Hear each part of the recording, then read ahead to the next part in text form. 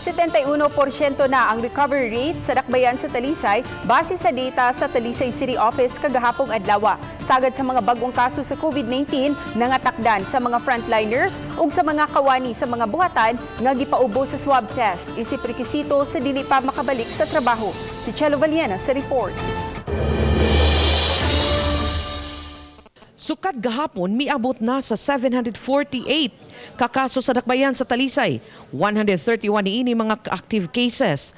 Ang good news, matod ni Talisay City Health Officer Dr. Lino Alanzado, miabot na sa 71% ang recovery rate sa dakbayan.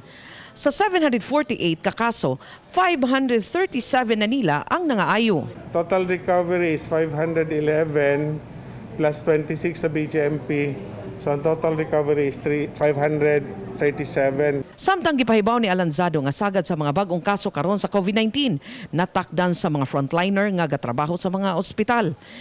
Midugang usab sa talaan sa mga nagpositibo ang mga kawani sa pribadong kompanya nga nagpositibo sa swab test. Minus na usab ang mga natakdan sa virus sa takod-takod tungod sa pagsuroy-suroy. So na sila kanang nurses nga ni positive or ilahang mga frontliners nga diha ra pud nakuha nila, na-expose sila sa hospital. Uban ni Renante Quiñones, Chelo Valiena, Balitang Bisdak.